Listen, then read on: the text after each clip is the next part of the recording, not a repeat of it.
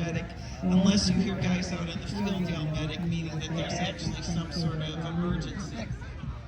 It looks like we're about ready to start.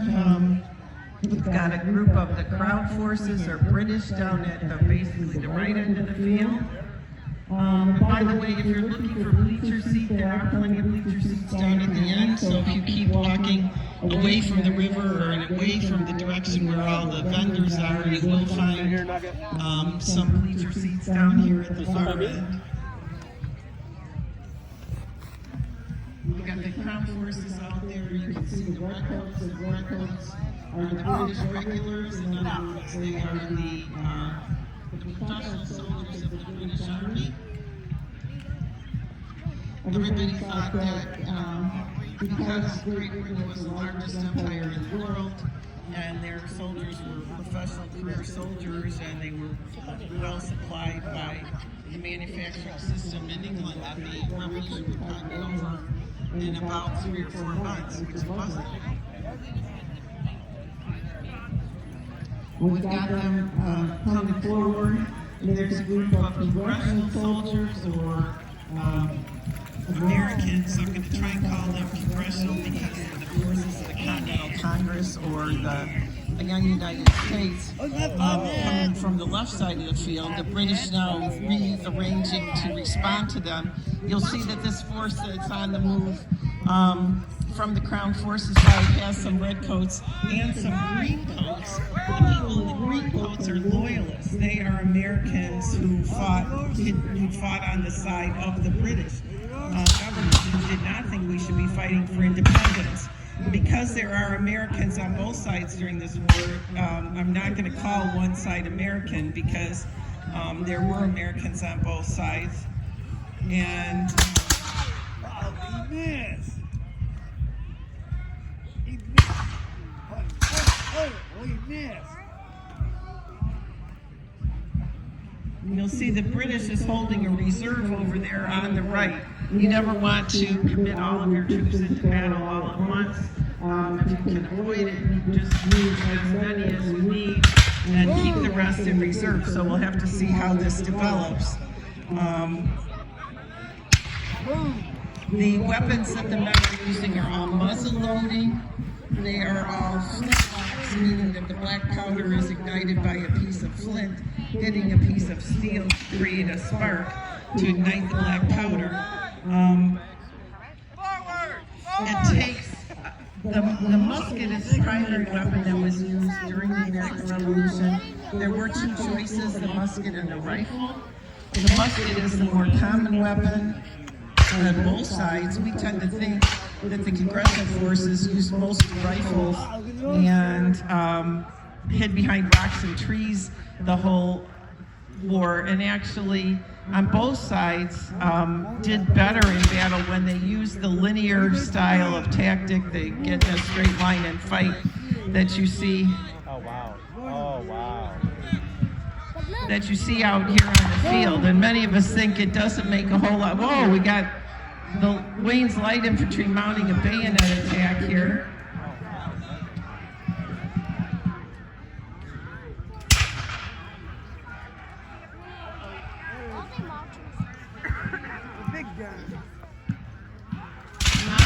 What I didn't know is that there's more reinforcements coming. I was wondering why they were willing to push forward so much when they didn't have that many men on the field, but they've got some reinforcements now coming out, further congressional forces. The last flag that you see coming from the field is in the state of Virginia, and that's the Virginia Regiment, or the Illinois Regiment, that fought here at Fort Sackville in 1779 under George Rogers Clark. Speaking of which, we are not reenacting any particular battle. We're not trying to recreate the Battle of Fort Sackville or any other particular battle, but just show you the tactics that we believe would have been used in a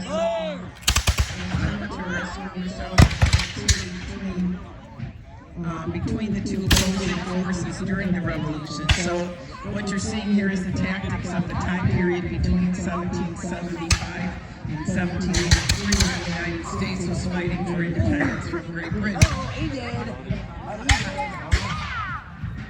buddy. The guy where we took the picture with. Yeah, see? Yep, that's him. The reason they're using the linear tactics or another bayonet charge from Wayne's Lights. This is interesting. They're getting rather too far ahead of the rest of their line. I'm afraid that they are in some danger of being cut off from the rest of their forces. So we'll have to see what happens. You'll notice the British is still holding the 42nd Regiment, the Scottish Regiment down there at the end of the field in reserve. I think they're going to have to deploy them pretty quickly because they're getting momentum out of the field.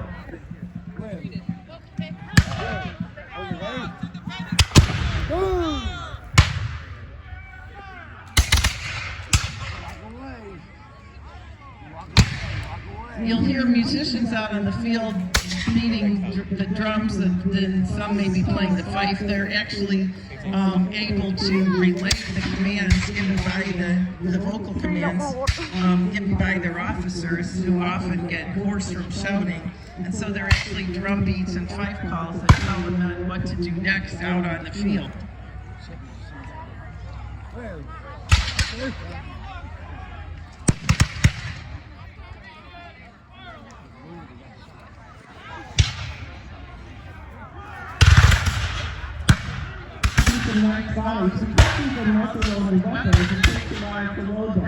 We think a well-trained soldier ought to be able to fire his musket 3 or 4 times in a minute.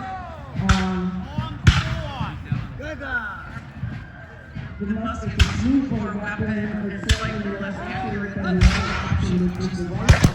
But it takes much longer to load a rifle than it does a musket. Because of the rifle and the breathing in the barrel, you've got to ram the ball on the barrel in the opposite direction of the rifling, and it can take up to a minute to load your rifle at one time. In that minute, you could fire your musket 3 or 4 times. So during the American Revolution, the majority of the men on both sides were using the 3-bore musket. It wasn't as accurate, but it took probably more casualties in the end because it could fire about 4 times faster than the rifle. And the musket was also made to hold a bayonet on the end of it to take casualties at close quarters. Oh, the British commander did, as I predicted, bring out the 42nd, the Royal Higher Regiment, or you might also know them as the Black Watch. Looks like the artillery piece had come around and it's getting ready to fire as well.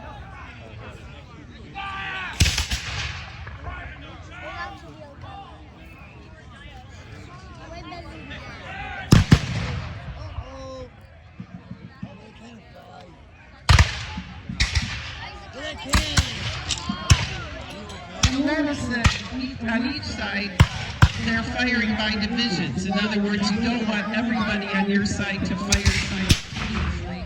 Then everybody has an empty weapon, makes you vulnerable to bayonet charge. And so what you want is for one division to fire, then while it reloads, the next division will fire, and then while it reloads, the next division will fire. Fire continuously going down the field, because your objective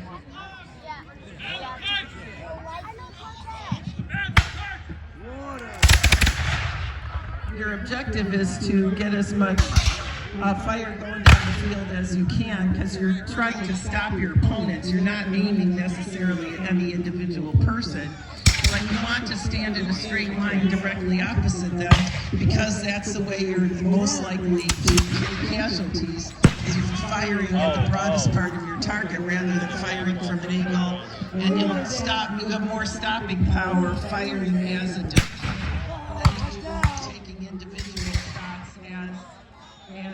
As you are doing right now. So, to the best of our knowledge, this is the way most of the, not all, but most of the battles of the American Revolution fought.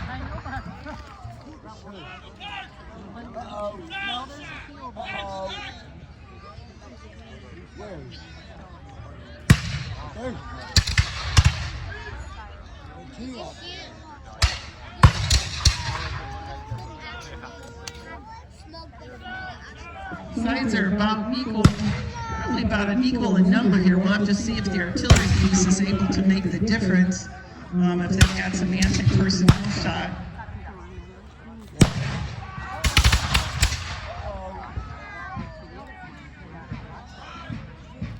You will see some women out on the battlefield. We think by and large, although women did go through the Army-Side campaign and were expected to be nurses in the field hospitals and things like that they rarely went on. However, we do have a few accounts of women going to bring extra water. Oh, it looks like the militia has vacated the field. The firepower, the 42nd, is just too much for them.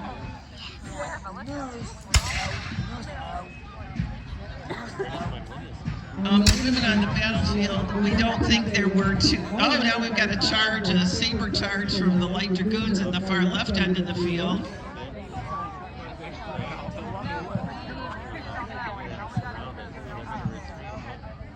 As I was saying, we don't think it was common for women to be on the battlefield, even though you would definitely have seen them in camp. However, we very frankly use our women as 21st century first aiders and have them go out on the field carrying extra water and making sure that there's nobody.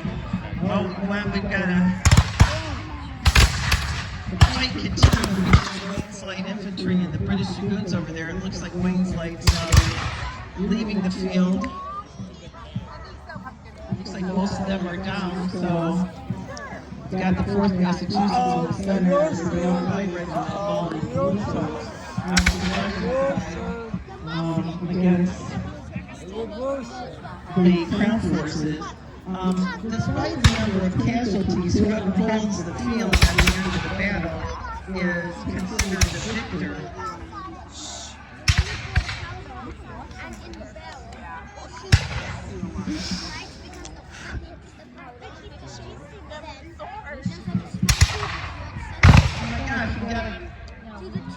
Closing, the British Dragoons caught up with the Wayne's Light Infantry. We got a one-on-one combat back in the back of the field.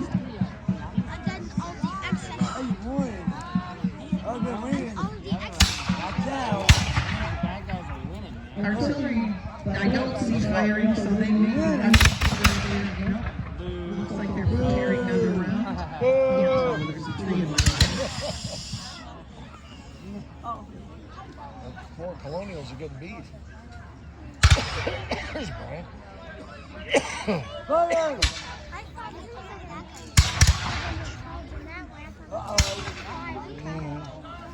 gonna try it. Get that big group over there if you can. How much? Watch out!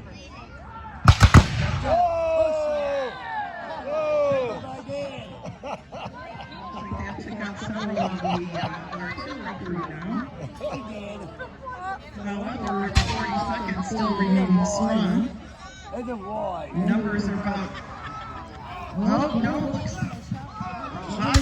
The numbers are about even, but it does look like the congressional forces have decided that the British are too well supplied. They also may be running out of ammunition. Out here on the frontier, you never know how much ammunition people will have. So, for whatever the reason, the forces of the Continental Congress have decided to vacate the field and leave it, in this case, to the British, perhaps because the number of casualties they would have taken and will potentially take are just more casualties than they want to risk.